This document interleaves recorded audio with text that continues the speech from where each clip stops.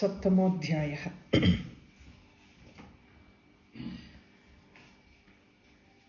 ध्यानम्। ॐ ध्यायेयं रत्नपीठे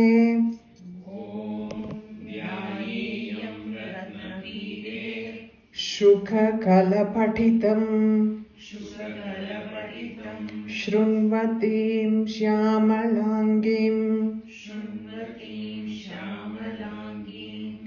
ॐ ध्यायेयं रत्नपीठे शुककलपठितं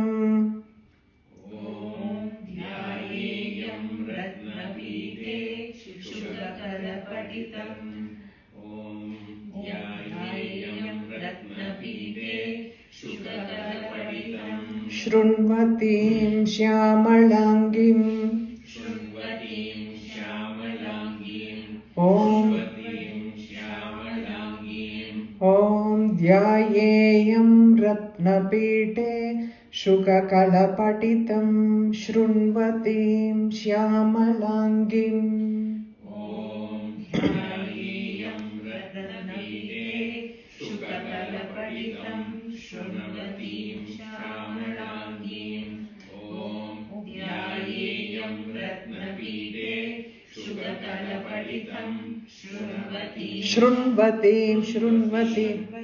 शृण्वतीं श्यामलाङ्गीं न्यस्तैकाङ्ग्रीं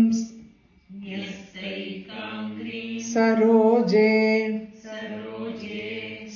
शशिशकलधरां वल्लकीं वादयन्तीं Again they are talking about Saraswati. This is actually Meenakshi, Raja Mathangi they are talking about, because Shukakalabadi, Shukar is reciting all the parrot, no? This parrot, Meenakshi is holding a parrot. Shukha means parrot, but Shukar is the parrot-faced saint. Shukar is the parrot-faced saint. So whatever he is reciting, she is here, Shyamalangim, Vallakim Vadayantim, the one who plays the veena. Vallakim Vadayantim. Nyastaikam Grim Saroje Sashi Shakaladharam.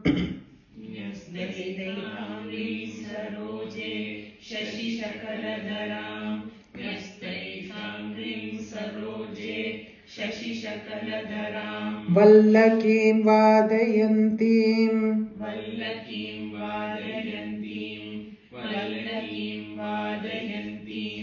Nyastaikangrim saroje sashishakaladharam vallakim vadayantim. Nyastaikangrim saroje sashishakaladharam vallakim vadayantim.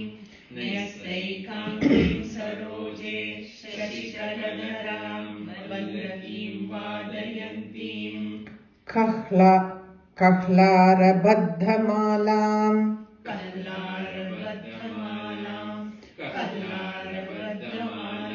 Niyamita vilasacholikam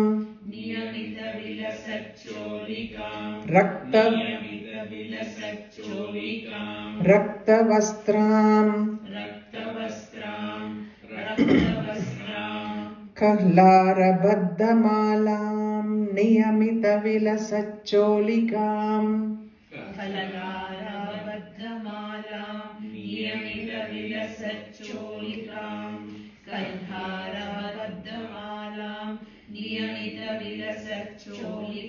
Raktavastram. I'm not splitting the Niyamita vilasacholikam. Why means because she is wearing a tight blouse. Cholika, blouse.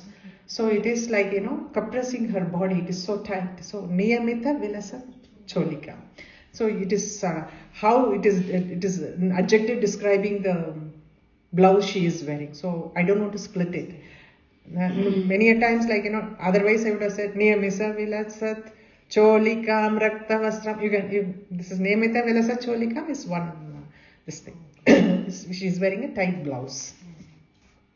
Kalarabadhamalam niyamita vilasaccholikam raktavastram. Kalarabadhamalam niyamita vilasaccholikam raktavastram. Kalarabadhamalam niyamita vilasaccholikam raktavastram. Matangim shankapatram. Matangim shankapatram. Matangim shankapatram. Madhura madhumadham. Madhura madhumadam. Madhura madhumadam. Chitrakodbhasi bhalam. Chitrakodbhasi bhalam. Chitrakodbhasi bhalam. Matangim shankapatram. Madhura madhumadam. Matangim shankapatram. Madhura madhumadam. Matangim shankapatram. Madhura madhumadam. Chitrakodbhasi bhalam. Chitrakodbhasi bhalam. Chitrakodbhasi bhalam. Bhala is forehead. She has got that tilakam in the forehead, that Chitrakodbhasi bhala. Okay, that is shining. It is adding more beauty to. Matangi is beautiful by herself, so Matangi is only described here. So we are also going to Meenakshi temple now. Before that we describe it. So we will recite the entire thing once. Did I recite the last line together? No. Matangim shankapatram madhura madhumadam chitrakodbhasi bhalam. Matangim shankapatram madhura madhumadam chitrakodbhasi bhalam. Matangim shankapatram madhura madhumadam chitrakodbhasi bhalam. Recite the dhyanam one more time, okay? Om Dhyayeyam Ratnapite Shukakalapadhitam Shrunvatim Shyamalangim Nyastaikangrim Saroje Sashishakaladharam Vallakim Vadayantim Kahlarabadhamalam Niyamita vilasaccholikam raktavastram. Matangim shankapatram madhura madhumadam chitrakodbhasi bhalam. Okay, we'll start. Om Rishiruvacha. Om Rishiruvacha. So the Chandamunda now taking the command of Shumba Nishumba. Now they are going to the battle with Devi. Okay. Anyaptaste tatho. Anyaptaste tato. Daityas. Chandamunda purogamaha. Chandamunda purogamaha. Chandamunda purogamaha. Anyaptaste tatho daityas chandamunda purogamaha. Anyaptaste tato daityas chandamunda purogamaha. Anyaptaste tato daityas chandamunda purogamaha. Chaturanga balopeta. Chaturanga balopeta. Chaturanga balopeta.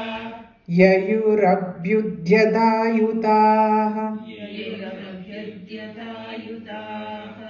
Yayurabhyudhyadayutaha. Yayurabhyudhyatayudaha. Yayurabhyudhyatayudaha. Yayurabhyudhyatayudaha. Anyaptaste tato daityash chandamunda purogamaha.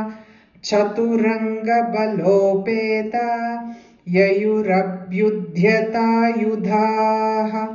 Anyaptaste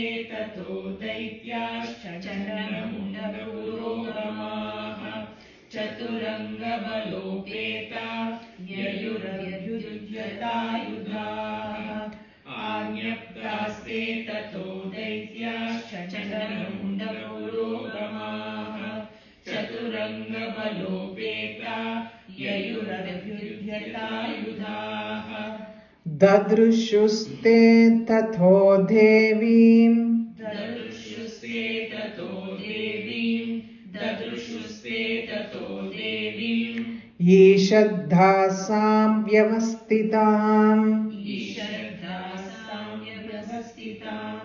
ईषद्धासां व्यवस्थिताम् ददृशुस्ते ततो देवीम् ईषद्धासां व्यवस्थिताम् ददृशुस्ते ततो देवीम् ईषद्धासां व्यवस्थिताम् ददृशुस्ते ततो देवीम् ईषद्धासां व्यवस्थिताम् सिंहस्योपरि Shailendra सिंहस्योपरि Shailendra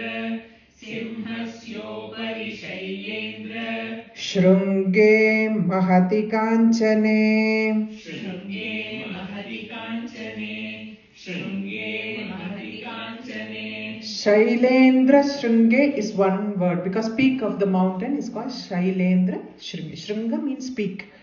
Shailendra is Himalayan. Actually, Himalaya mountains peak. Shailendra Shringe. So, Simhasyopari Shailendra Shringe Mahati Kanchane. Simhasyopari Shailendra Shringe Mahati Kanchane. Simhasyopari Shailendra Shringe Mahati Kanchane. Now say these two lines. Dadrushuste tato devi meshat. I think you can say it together. Dadrushuste tato devi meshaddhasam vyavastitam simhasyopari shailendra shringe mahati kanchane. Dadrushuste tato devi meshaddhasam vyavastitam simhasyopari shailendra shringe mahati kanchane. Te drishtva tam samadadum Te drishtva tam samadatum udyamam chakrurudhyata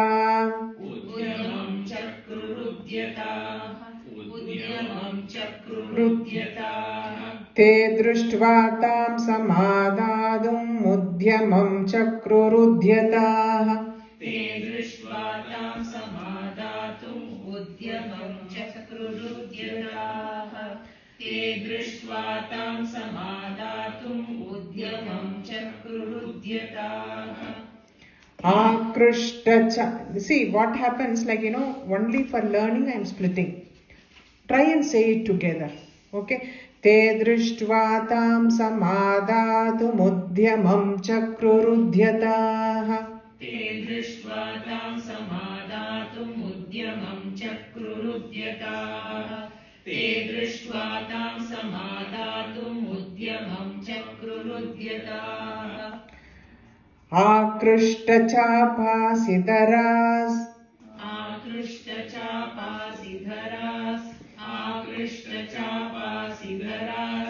Tathanye tatsamibhagaha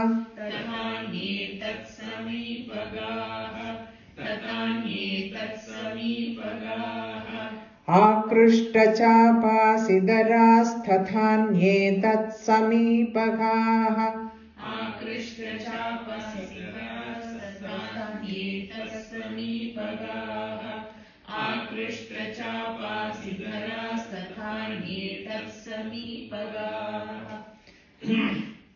You want to repeat the two lines together? Now we will say 3-4 lines and then we will repeat. Okay. Line we can take and then we will do the whole way.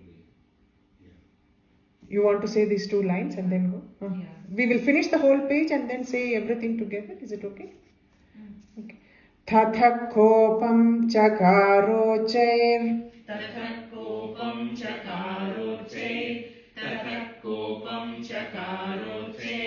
Ambika तानरीं प्रति अम्बिका तानरीं प्रति अम्बिका तानरीं प्रति तथ कोपं चकारोच्चैरम्बिका तानरीं प्रति ततः कोपं चकारोच्चैरम्बिका तानरीं प्रति ततः कोपं चकारोच्चैरम्बिका तानरीं प्रति कोपेन चास्या वदनम् कोपेन चास्या वदनम् मषीवर्णमभूत्तदा मषीवर्णमभूत्तदा कोपेन चास्या वदनम् मषीवर्णमभूत्तदा कोपेन चास्या वदनम् मषीवर्णमभूत्तदा कोपेन चास्या वदनम् मषीवर्णमभूत्तदा भ्रुकुटीकुटिला तस्या भ्रुकुटीकुटिला तस्य ललाटफलकाधृतम् ललाटफलकाधृतम् भ्रुकुटीकुटिला तस्य ललाटफलकाधृतम् भ्रुकुटीकुटिला तस्य ललाटफलकाधृतम् भ्रुकुटीकुटिला तस्य ललाटफलकाधृतम् कालीकरालवदना कालीकरालवदना विनिष्क्रान्तासि पाशिनी विनिष्क्रान्तासि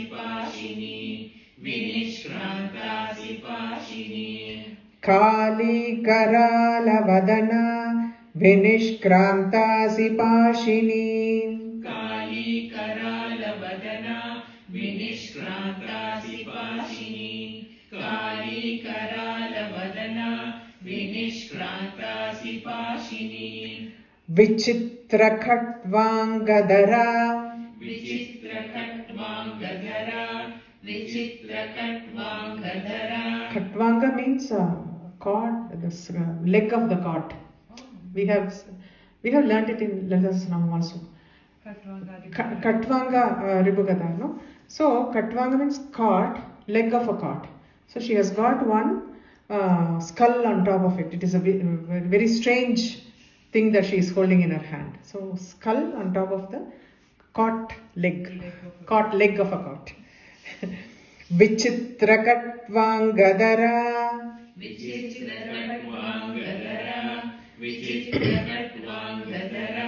Naramala Vibhushana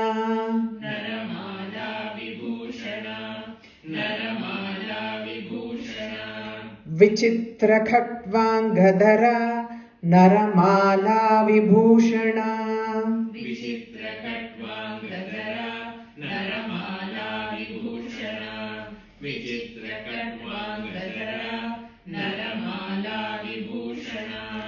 Dvipi charma parigana paridhana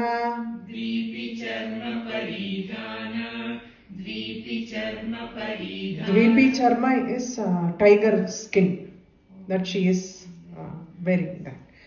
Dvipi charma paridhana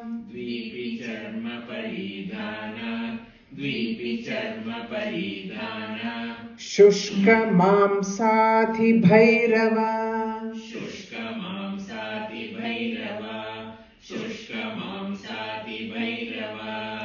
Dvipi charma paridhana Shushka mamsati bhairava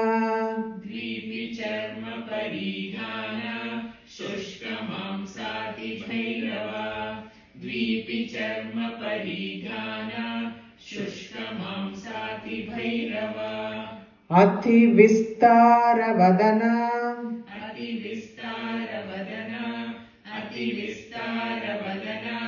Jihva lalana bhishana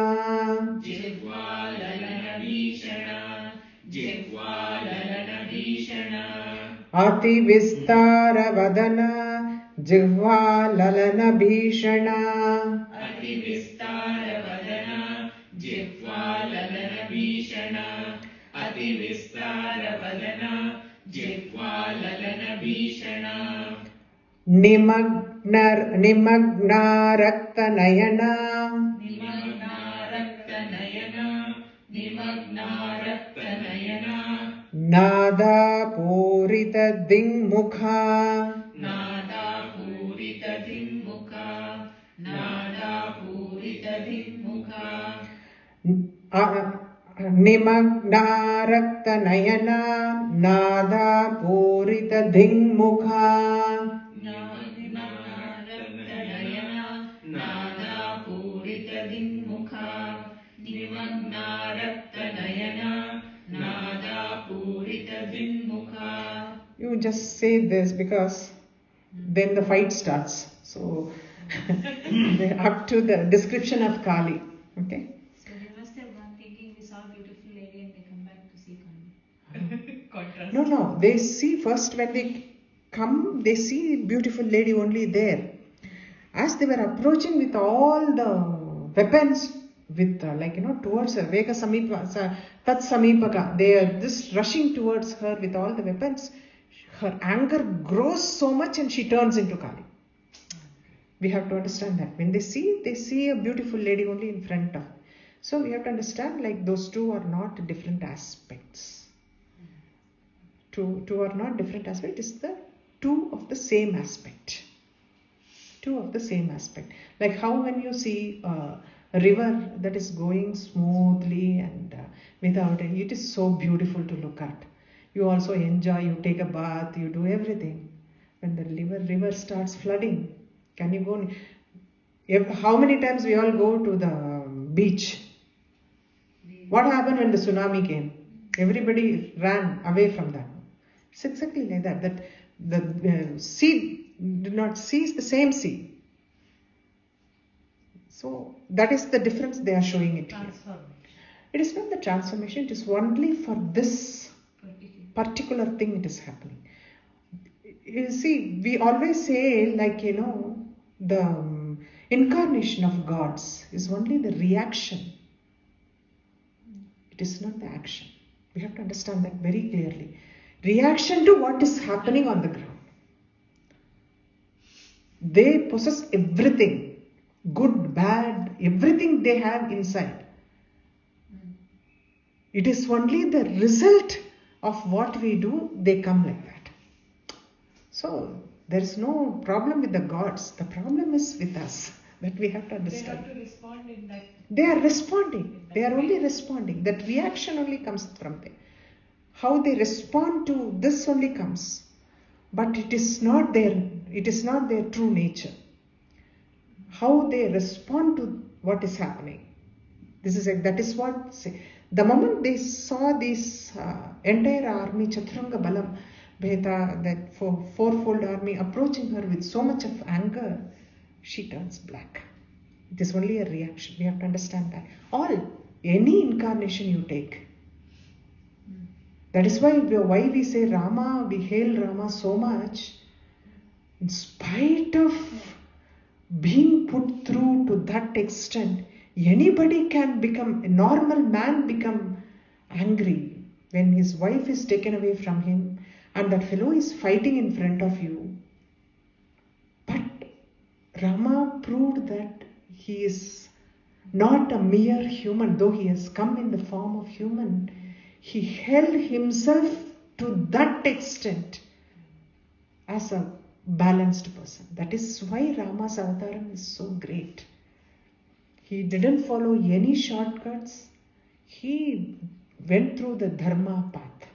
Let us talk about it next. We will learn it this way. We will complete it because if I start talking then I will forget this. Okay. Te drishtva tham samadhatum udyamam.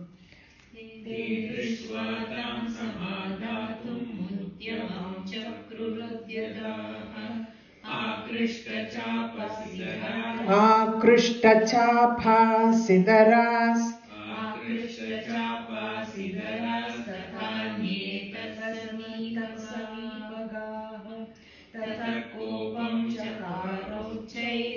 विकाता नरीं प्रति कोपेन चास्या वदनं मशीवर्णमभूत्यदा मभूत्यथा no मभूतदा मशीवर्णमभूत्तदा भ्रुकुटिकुटिलातस्य ललाटफलकाधृतं कालीकरालवदना विनिष्क्रान्तासि पाशिनी विचित्रखट्वागधरा नरमाला विभूषणा द्वीपि चर्म परिधाना शुष्कमांसातिभैरवा अतिविस्तारवदना जिह्वालननभीषणा निमग्ना रक्तनयना नादापूरितदिग्मुखा.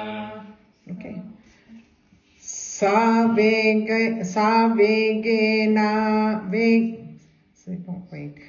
सावेगेनाभिपतिता घातयन्ति महासुरान्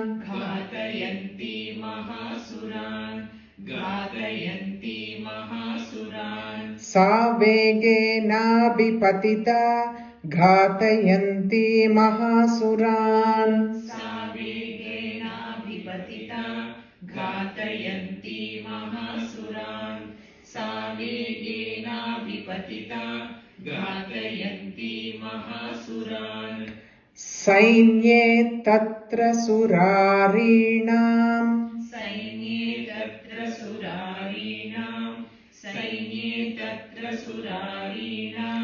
अभक्षयत तद्बलम्.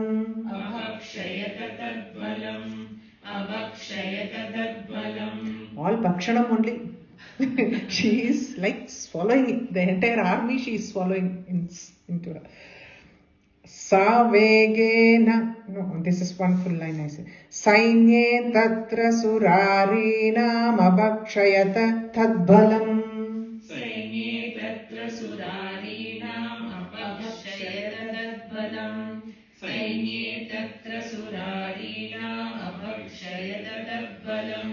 सावेगेनाभिपतिता घातयन्ति महासुरान् सैन्ये तत्र सुरारीणामभक्षयत तद्बलम्.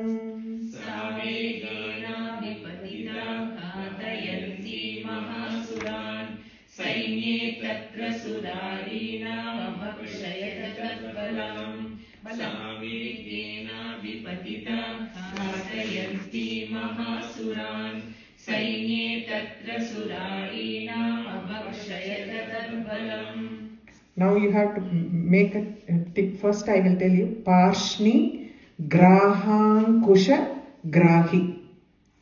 Parshni Grahankusha. Ankusha is one word. So Grahankusha Grahi. Okay. Yodha Ghanta Samanpita. Yodha Ghanta Samanpita. So Ankusham is used mainly for elephants. So from behind she goes behind the army, first hits the elephant. From the rear back of the army she goes. She is not going from behind, she comes to hit. Parshni Grahankusha Grahi. Parshni Grahankusha Grahi. Parshni Grahankusha Grahi. Yodha Ghanta Samanvitan.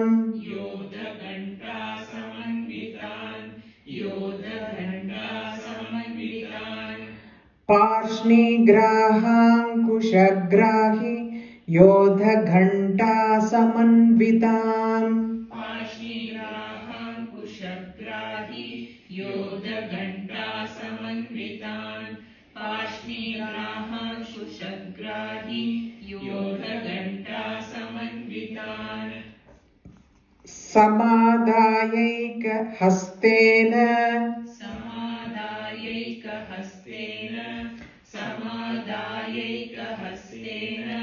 Mukhe Chikshepavarana. मुखे चिक्षेपवारणान् मुखे चिक्षेपवारणान् समादायैकहस्तेन मुखे चिक्षेपवारणान् समादायैकहस्तेन मुखे चिक्षेपवारणान् समादायैकहस्तेन मुखे चिक्षेपवारणान् तथैव योदं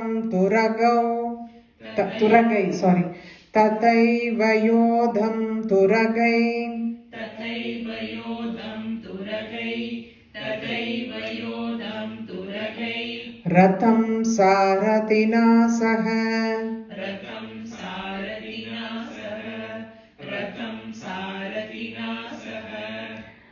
तथैव योधं तुरगै रथं सारथिना सह तथैव योधं तुरगै रथं सारथिना सह तथैव योधं तुरगै रथं सारथिना सह निक्षिप्य वक्त्रे दशनै निक्षिप्य वक्त्रे दशनै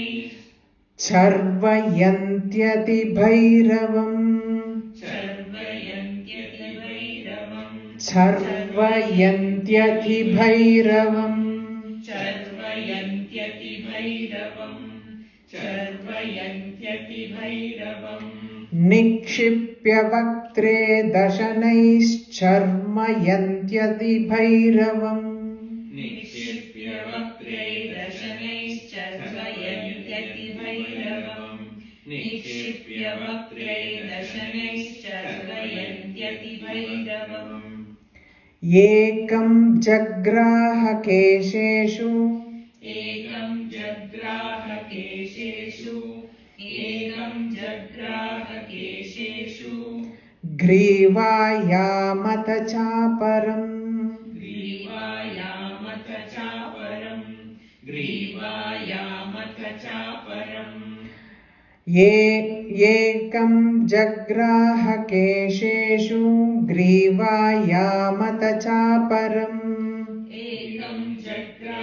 केशेषु ग्रीवायामथ चापरम् एकं जग्राह केशेषु ग्रीवायामथ चापरम् पादेनाक्रम्य चैवान्य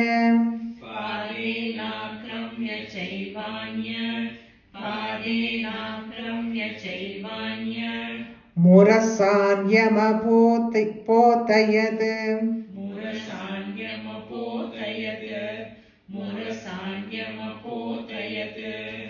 पादेनाक्रम्य चैवान्य मुरसान्यमपोतयत्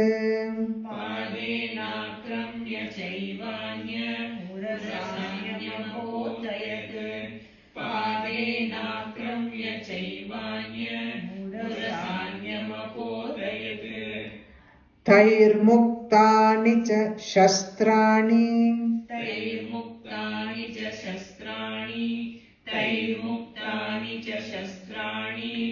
महास्त्राणि तथा सुरैः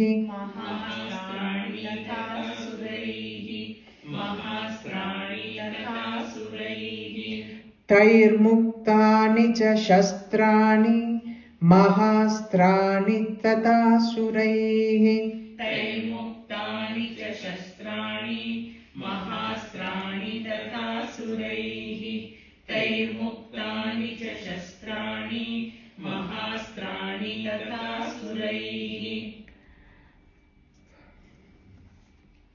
मुखेन जग्राहरुषा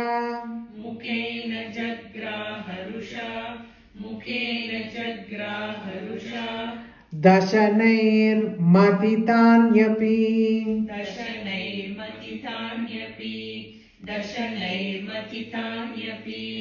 मुखेन जग्राहरुषा दशनैर्मथितान्यपि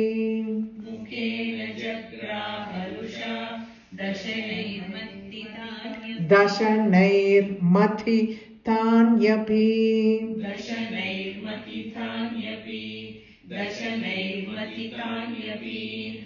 बलिनां तद्बलं सर्वम् बलिनां तद्बलं सर्वम् असुराणां दुरात्मनाम् असुराणां दुरात्मनाम् बलिनां तद्बलं सर्वमसुराणां दुरात्मनाम् बलिनां तद्बलं सर्वम् असुराणां दुरात्मनाम् बलिनां तद्बलं सर्वम् असुराणां दुरात्मनाम् ममर्दा भक्षयच्चान्यान् ममर्दा भक्षयच्चान्यान्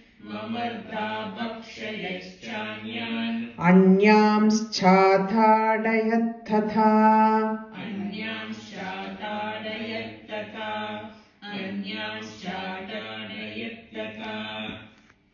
It's Nanyansh. And that is why I said Mamartha Bhakshaya Chanyan. I said why? Because I wanted to split there. So Anyan it should. So Anyan Chathadayattata. Anyans Chathadayattata. Anyans, some she ate, some she beat. That is what it is. Bhakshaya, some she gobbled. Some asura she gobbled. Some asura she thrashed. That is what it is. So when you are reciting Anyamschatadayattata. That's what if you split it, it's Thadayattata. So Mamartha Bhakshayan Yachanyan Anyamschatadayattata. Mamarda bhakshayachanyan anyamschatadayattata. Mamarda bhakshayachanyan anyamschatadayattata. Asina nihata kechid. Asina nihata kechid. Kechid katvangatadita. Kechid katvangatadita.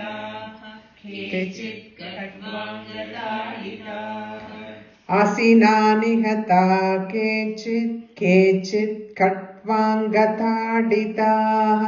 Asina nihata kechid katvangatadita. Asina nihata kechid katvangatadita. Jagmur vinashamasura.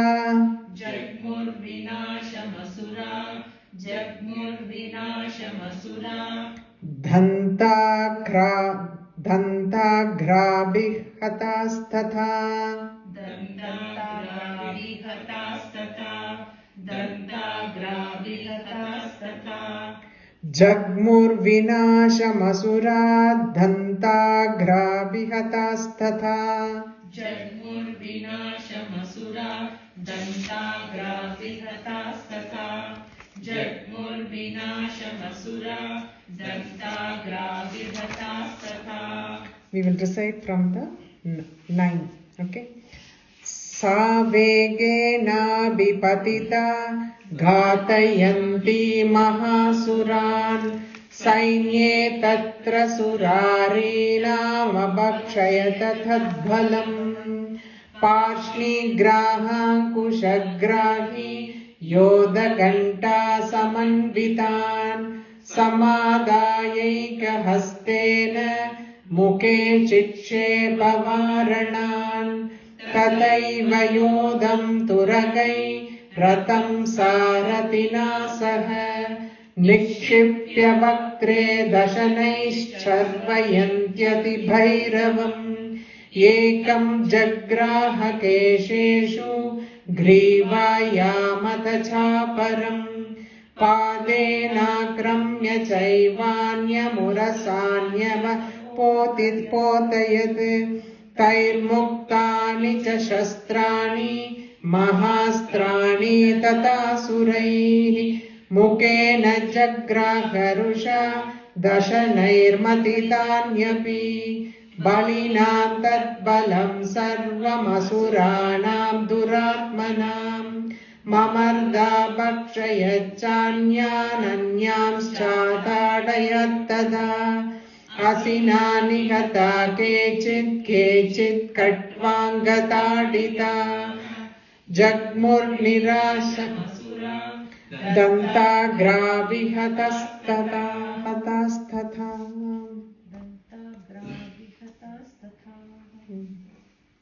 So the people, the asuras running away in fear also, she is grabbing and biting.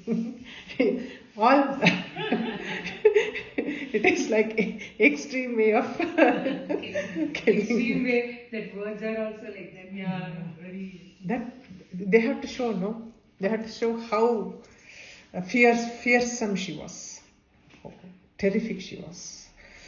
क्षणेन तद्बलं सर्वं क्षणेन तद्बलं सर्वं क्षणेन तद्बलं सर्वम् असुराणां निपातितम् असुराणां निपातितम् असुराणां निपातितम् क्षणेन तद्बलं सर्वमसुराणां निपातितम् क्षणेन तद्बलं सर्वम् असुराणां निपातितम् क्षणेन तद्बलं सर्वम् असुराणां निपातितम् दृष्ट्वा चण्डो विदुद्राव दृष्ट्वा चण्डो विदुद्राव दृष्ट्वा चण्डो विदुद्राव तां कालीमतिभीषणां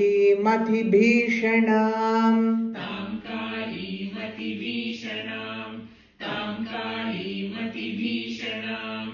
दृष्ट्वा चण्डो विदुद्राव तां कालीमतिभीषणां दृष्ट्वा चण्डो विदुद्राव तां कालीमतिभीषणां दृष्ट्वा चण्डो विदुद्राव तां कालीमतिभीषणां शरवर्षैर्महाभीमैर् शरवर्षैर्महाभीमैर् भीमाक्षीं तां महासुरः भीमाक्षीं तां महासुरः भीमाक्षीं तां महासुरः शरवर्षैर्महाभीमैर्भीमाक्षीं तां महासुरः शरवर्षैर्महाभीमैर्भीमाक्षीं तां भीमाक्षीं तां महासुरः भीमाक्षीं तां महासुरः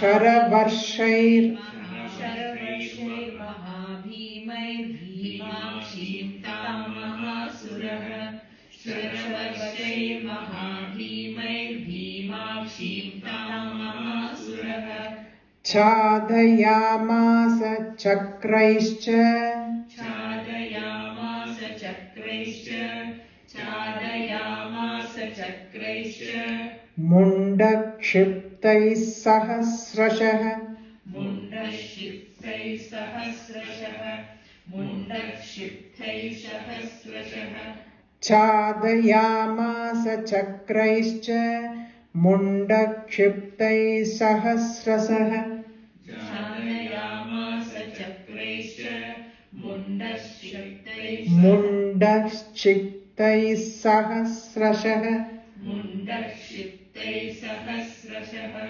मुण्डक्षिप्तैः सहस्रशः तानि चक्राण्यनेकानि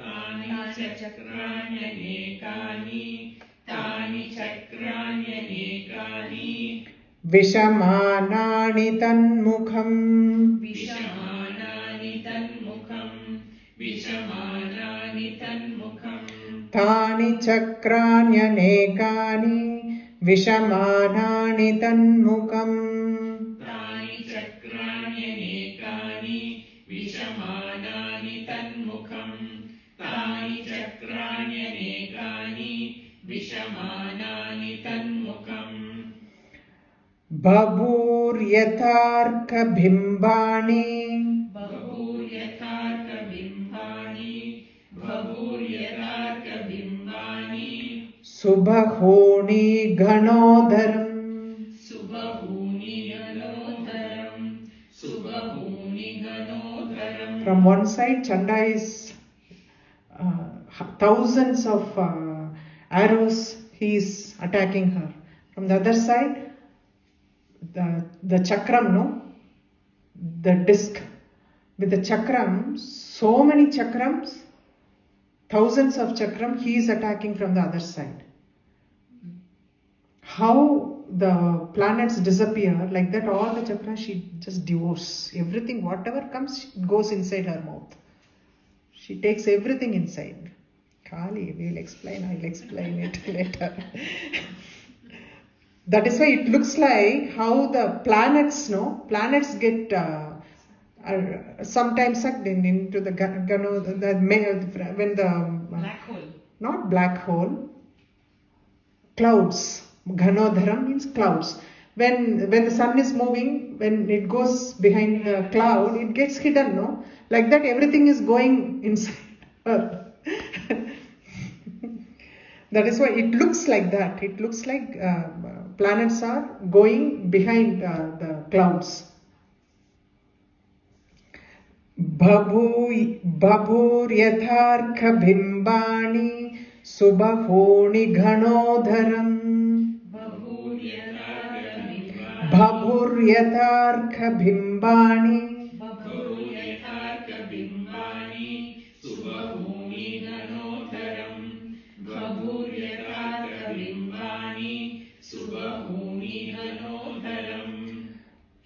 तथो जहासातिरुषा ततो जहासातिरुषा ततो जहासातिरुषा भीमं भैरवनादिनी भीमं भैरवनादिनी भीमं भैरवनादिनी. ततो जहासातिरुषा भीमं भैरवनादिनी ततो जहासातिरुषा भीमं भैरवनादिनी ततो जहासातिरुषा भीमं भैरवनादिनी. Kali करालवक्त्रान्तर् Kali करालवक्त्रान्तर् Kali करालवक्त्रान्तर् दुर्दर्श दशनोज्ज्वला दुर्दर्श दशनोज्ज्वला दुर्दर्श दशनोज्ज्वला.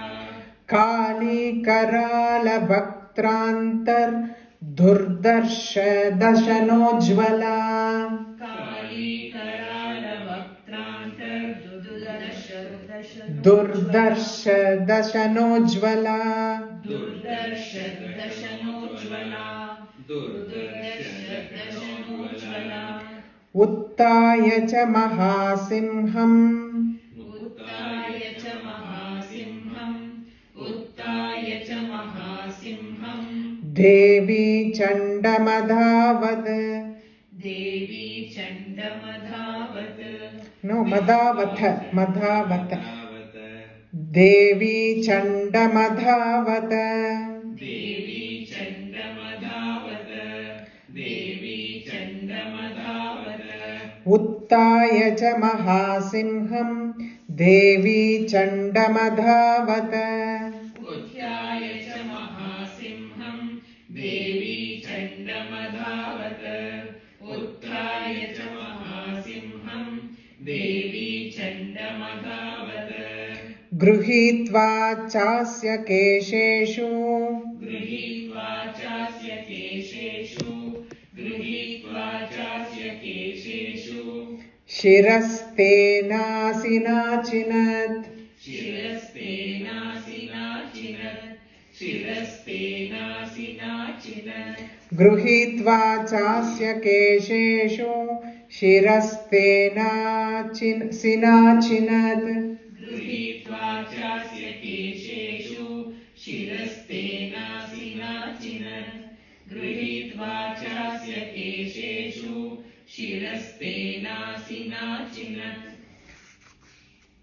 we will say this 5. Kshanena tadbalam sarvamasuraणां निपातितं दृष्ट्वा चण्डो विदुद्राव तां कालीमतिभीषणां शरवर्षैर्महाभीमैर्भीमाक्षीं तां महासुरः छादयामास चक्रैश्च मुण्डक्षिप्तैः सहस्रशः तानि चक्राण्यनेकानि विषमानानि तन्मुखम् बभुर्यथार्कबिम्बानि सुबहूनि घनोदरम् ततो जहासातिरुषा भीमं भैरवनादिनी काली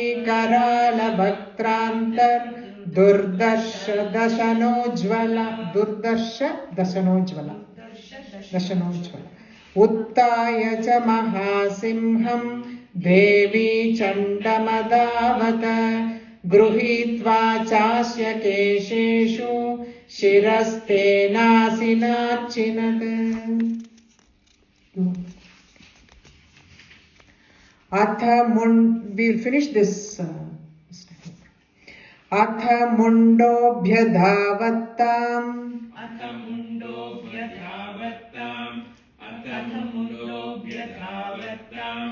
दृष्ट्वा चण्डं निपातितम्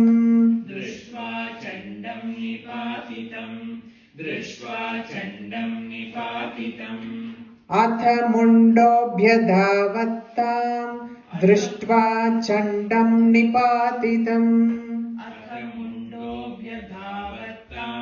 दृष्ट्वा चण्डं निपातितम्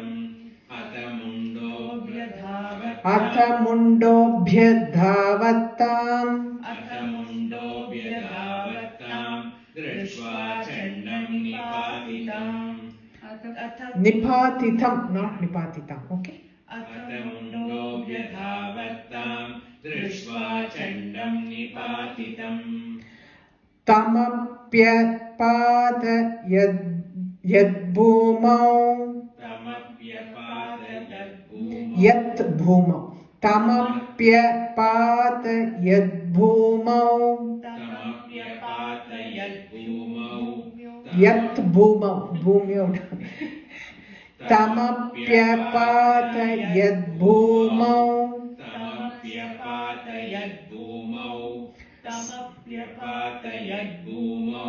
सा खड्गाभिहतं रुषा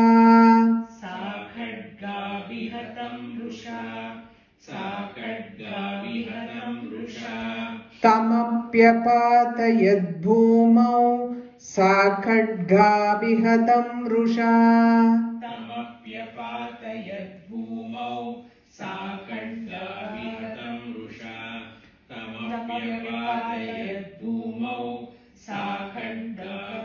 सा खड्गाभि खड्ग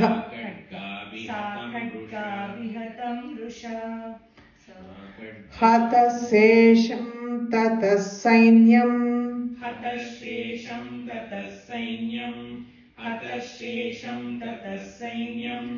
दृष्ट्वा चण्डं निपातितम्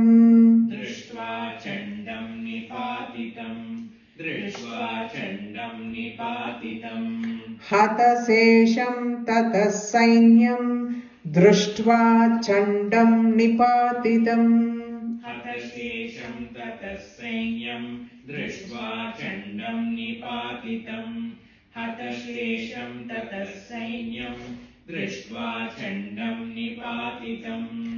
मुण्डं च सुमहावीर्यम्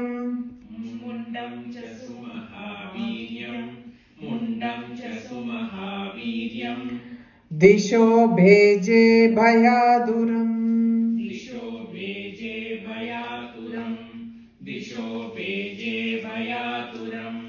मुण्डं च सुमहावीर्यम् दिशो भेजे भयादुरम्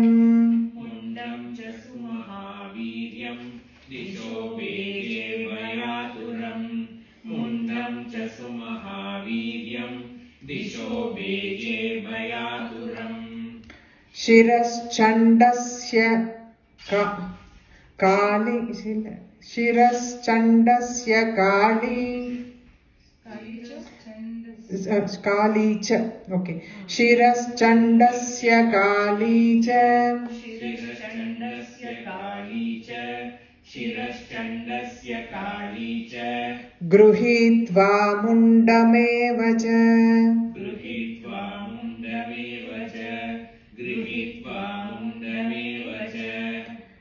शिरश्चण्डस्य काली च गृहीत्वा मुण्डमेव च शिरश्चण्डस्य काली च गृहीत्वा मुण्डमेव च शिरश्चण्डस्य काली च गृहीत्वा मुण्डमेव च प्राह प्रचण्डाट्टहासम्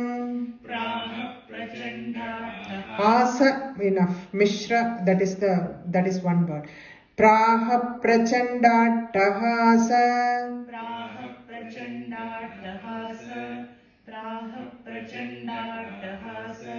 Mishramabhyetya chandikām.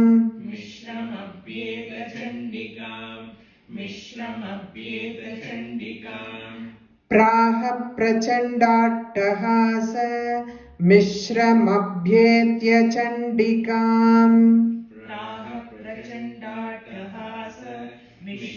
मिश्रमभ्येत्य चण्डिकाम् मिश्रमभ्येत्य चण्डिकाम् मभ्येत्य मिश्रमभ्येत्य चण्डिकाम्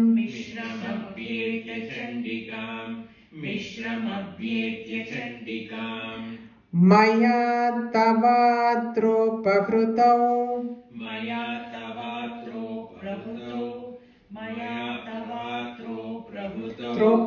त्रोप मया तवात्रोपहृतौ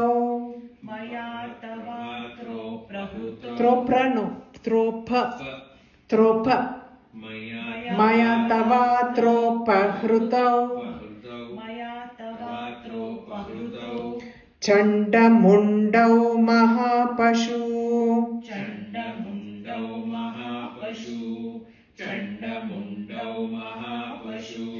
मया तवात्रोपहृतौ चण्डमुण्डौ महापशु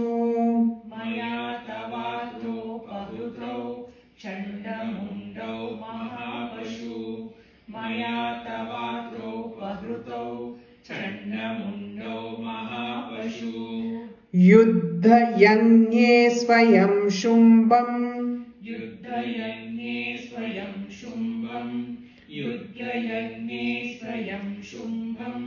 निशुम्भं च हनिष्यसि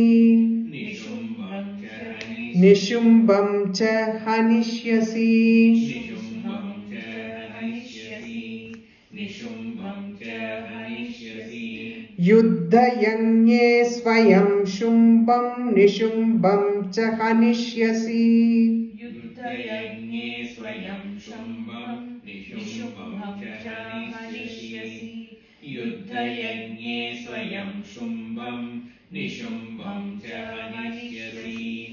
This 4 we will say, then Rushiruvas will finish. Atha mundobhyadhavattam दृष्ट्वा चण्डं निपातितं तमप्यपातयद्भूमौ साग्मद्घाभिगतं रुषा हतशेषं ततः सैन्यं दृष्ट्वा चण्डं निपातितं मुण्डं च सुमहावीर्यं दिशो भेजे भयातुरम् शिरश्चण्डस्य काली च गृहीत्वा मुण्डमेव च प्राह प्रचण्डाट्टहासं मिश्रमभ्येत्य चण्डिकाम् मया तवात्रोपहृतौ चण्डमुण्डौ महापशु युद्धयज्ञे स्वयं शुम्भं निशुम्भं च हनिष्यसि ऋषिरुवाच तावानीतौ तथो दृष्ट्वा तावानीतौ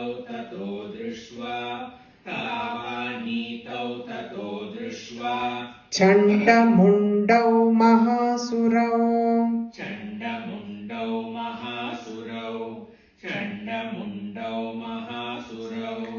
तावानीतौ तथो दृष्ट्वा चण्डमुण्डौ महासुरौ तावानीतौ ततो दृष्ट्वा चण्डमुण्डौ महासुरौ तावानीतौ ततो दृष्ट्वा चण्डमुण्डौ महासुरौ उवाच कालीं कल्याणीम् उवाच कालीं कल्याणी ललितं चण्डिकावचः ललितं चण्डिकावचः उवाच कालीं कल्याणी ललितं चण्डिकावचः उवाच कालीं कल्याणी ललितं चण्डिकावचः उवाच कालीं कल्याणी ललितं चण्डिकावचः यस्माच्चण्डं च मुण्डं च यस्माच्चण्डं च मुण्डं च गृहीत्वा त्वमुपागता गृहीत्वा त्वमुपागता गृहीत्वा त्वमुपागता गृहीत्वा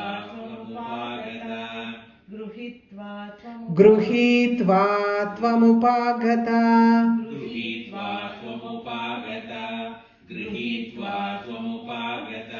यस्माच्चण्डं च मुण्डं च गृहीत्वा त्वमुपागता यस्माच्चण्डं च मुण्डं च गृहीत्वा त्वमुपागता यस्माच्चण्डं च मुण्डं च गृहीत्वा त्वमुपागता चामुण्डेति तथो लोके चामुण्डेति ततो लोके ख्याता देवी भविष्यसि ख्याता देवी भविष्यसि चामुण्डेति तथो लोके ख्याता देवी भविष्यसि चामुण्डेति ततो लोके ख्याता देवी भविष्यसि चामुण्डेति ततो लोके ख्याता देवी भविष्यसि। ओम इति श्री मार्कण्डेय पुराणे सावर्णिके मन्वन्तरे देवी महात्म्ये चण्डमुण्डवधो नाम सप्तमोऽध्यायः। See the last ऋषिरुवाच तावानीतौ ततो दृष्ट्वा चण्डमुण्डौ महासुरौ उवाच कालीं कल्याणी ललितं चण्डिकावचः यस्माच्चण्डं च मुण्डं च गृहीत्वा त्वमुपागता चामुण्डेति तथो लोके ख्याता देवी भविष्यसि। ओम इति श्री मार्कण्डेय पुराणे सावर्णिके मन्वन्तरे देवी महात्म्ये चण्डमुण्डवधो नाम सप्तमोऽध्यायः। We will recite the entire Saptam once and we will complete the class, okay? सप्तमोऽध्यायः ध्यानम्।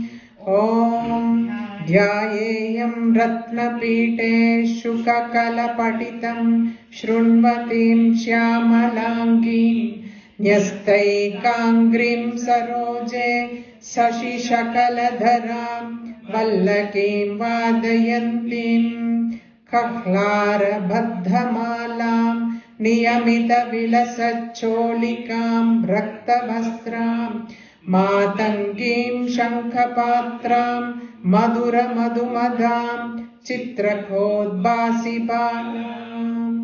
ॐ ऋषिरुवाच आज्ञप्तास्ते ततो दैत्याश्चण्डमुण्डपुरोगमाः चतुरङ्गबलोपेता ययुरभ्युद्यतायुधाः ददृशुस्ते तथो देवीमीषद्धासां व्यवस्थिताम् सिंहस्योपरि शैलेन्द्रशृङ्गे महति काञ्चने ते दृष्ट्वा तां समादातुमुद्यमं चक्रुरुद्यताः आकृष्टचापासिधरास्तथान्ये तत्समीपगाः ततः क्षोभं चकारोच्चैरम्बिका तानरीं प्रति कोपेन चास्या वदनं मषीवर्णमपूत्तधा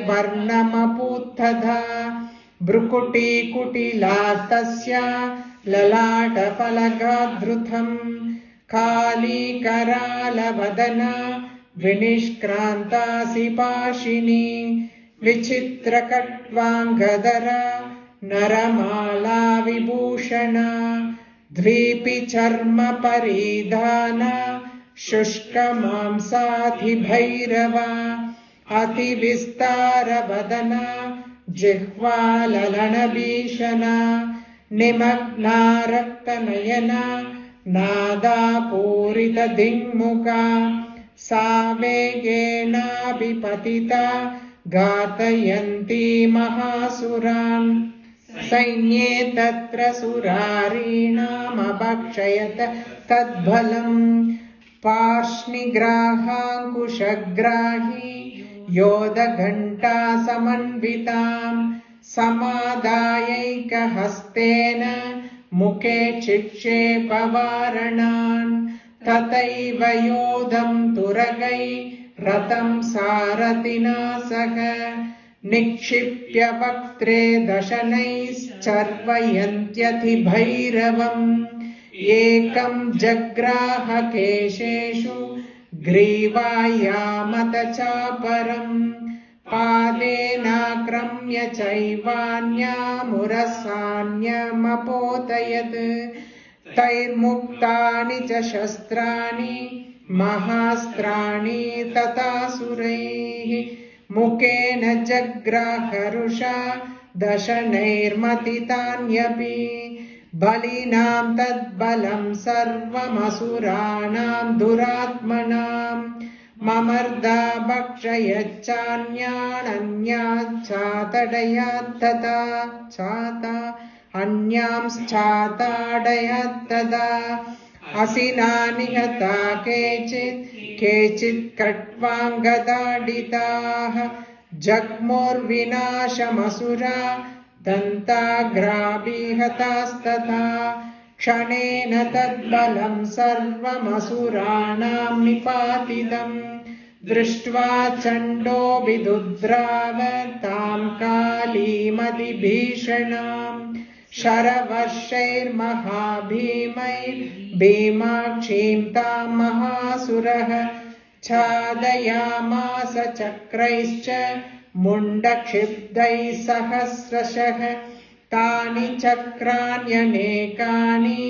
विषमानानि तन्मुखम् भपुर्यतार्कबिम्बानि सुबहोनि गणोदरम् ततो जहासाधिरुषा भीमं भैरवनादिनी कालीकरालवक्त्रान्तर्दुर्दर्शदशनोज्ज्वला उत्थाय च महासिंहं देवी चण्डमतावत गृहीत्वा चास्य केशेषु शिरस्सेनाचिनाचिनत् अथ मुण्डोऽभ्यधावत्तां दृष्ट्वा चण्डं निपातितं तमप्यपादयद्भूमौ सा खड्गाभिहतं रुषा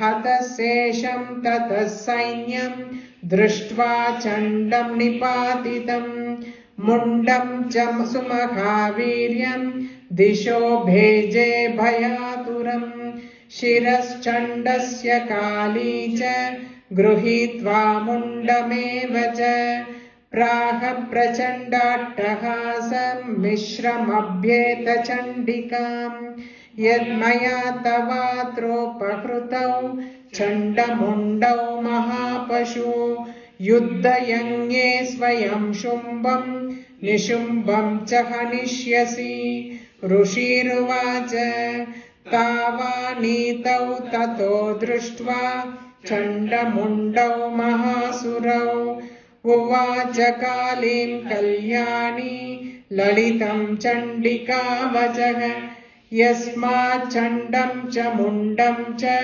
गृहीत्वा त्वमुपागता चामुण्डेति तथा लोके ख्याता भविष्यसि। इति श्रीमार्कण्डेय पुराणे सावर्णिके मन्वन्तरे देवी माहात्म्ये चण्डमुण्डवधो नाम 7मोऽध्यायः।